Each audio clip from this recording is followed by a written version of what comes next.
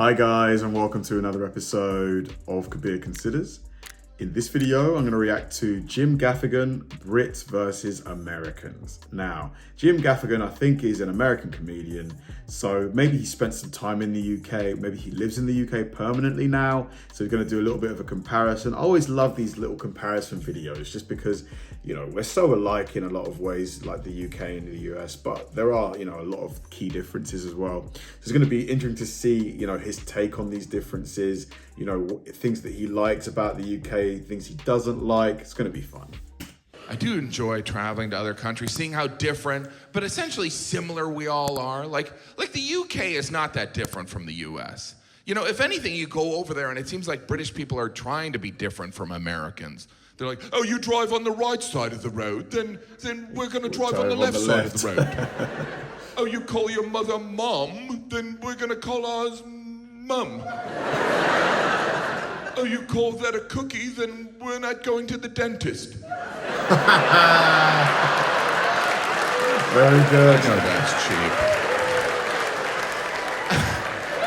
I will say, yeah, I agree. I think from what I've seen, Americans do take better care of their teeth. Things are starting to improve, but yeah, I think for sure. I don't think my teeth are that bad. They could be whiter. I think I drink too much coffee. I did notice something when I was over there. You know, British people, they don't say the before hospital. You ever notice that? They're like, hospital? I was feeling knackered, so I went to hospital. Whenever they would do that, I'd say, stop that, that's wrong and weird. Are you trying to sound like a polite caveman? And I had a friend from London, he was like, what makes you think you're doing it properly? And I go, because I'm American and we invented the English language. It was a pet peeve of mine, so I did some research. You know why British people don't say the before hospital? Because they're dicks. I know that sounds harsh, but admit it, British people always talk to Americans like we just walked into their jewelry store with 2 full bags of garbage. May I help you? Are you lost?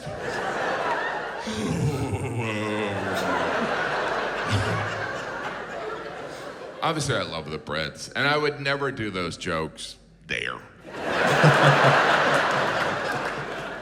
I have been lucky enough to perform in the UK a couple times, and one time I was walking through Piccadilly Circus, which for the record is a horrible circus. Basically, Piccadilly Circus is kind of like Times Square. Basically the same thing. There's no animals. And no, I was walking through Piccadilly Circus, and I saw they had an M&M store, and I looked at that M&M store, and it just made me think of all the things the British have given the Americans. Like, our language, Shakespeare, the Magna Carta, and I looked at the M&M store and I thought, now we're even. When I looked at the M&M store, It's actually crazy because Piccadilly Circus probably has the most expensive real estate in the UK, and there's this gigantic M&M store that they just sell M&M stuff. I'm like, how many M&Ms must they be selling to justify the rent? I wasn't even embarrassed to be American. I was ashamed to be human. Because has anyone at any point in their life thought, when are they gonna open an M&M store? Right? Sure, I can buy M&Ms absolutely anywhere. Everywhere. But I like to buy in bulk. In a pro-M&M environment. Obviously, we don't need an M&M store. We don't even need different colored M&Ms. They all taste the same. They're just bits of chocolate shaped like Advil. With an M on it. They're not even M&Ms, they're M's. We don't do that with anything else. Yeah, why are they called M&Ms? Why is that? Some raisin and raisins? Go ahead. Grab a handful of raisin and raisins. No, I don't even know how many M&Ms or M's they would have to sell in London to justify Piccadilly Circus real estate. Honestly. But this M&M store is massive in the huge. UK. It is 3 levels, which I guess makes sense, because the first level, so you can buy M&Ms. The second level, so you can buy more M&Ms. And then the third level, so you can jump to your death. Because you wasted time in an M&M store when you were in London. By the way, I don't have any judgment. If you personally enjoy going to the M&M store, that's fine, but obviously you shouldn't vote.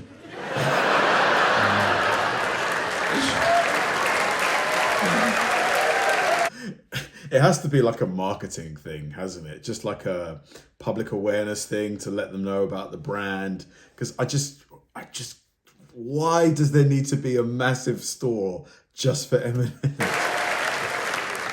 I was with my kids at the time, and they wanted to go to the M&M store because little children only want to do horrible things. Kids never want to do something fun like sit in a dark bar and drink beer. And I remember standing there with my kids, and I was aware that there were other parents with their children in the M&M store, because that's what you do as a parent. You do things with your kids because you love them. But I realized in that moment, I don't love my kids that much.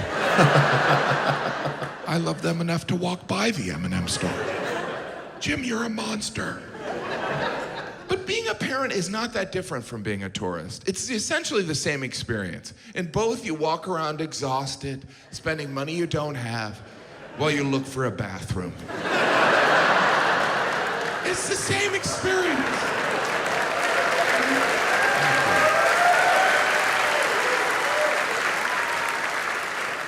I would do anything for my wife. I'm aware of that. But there are people that are more romantic. Prince Edward abdicated his right to the English throne for the woman he loved. Isn't that unbelievable? He was forced to choose between the woman he loved or being King of England, and that idiot chose the broad. Now, I'm sure in that moment it was the right decision, and I'm happily married, but I'll be like, give me the throne, man. in the best relationship, each person has thoughts where they go, I've made an enormous mistake. But we never thought I could have been King of England. Do you think Prince Edward really ever got over that? Every time he had to empty the trash, he's like, the King of England doesn't have to empty trash. The King of England can chat with his ex on Facebook. Can you imagine what kind of news event that abdication was in the UK? There must have been, he's gone mad. We should get him to hospital. Jim, your British accent is getting worse. Yeah. It started off okay. Take 5 minutes and learn a good accent. It's just lazy. It's just lazy. That was good. That was really, really good. I really enjoyed that. I'm definitely going to put some more Jim Gaffigan stuff on my list. It's so true, everything he said. You know, the M&M store, I'm telling you, you know, real estate in Piccadilly Circus, we're talking, that's like central London. That's got to be, you know, many millions a month in rent for that place. How many M&Ms, like considering that you get a bag of M&Ms for like £1, you know, or a dollar, maybe $2. They must be selling. I just don't know how they justify it. I'm gonna Google it, or someone Google it and tell me how they're justifying it. It's just insane. Thanks for watching, guys, and I'll see you in the next one.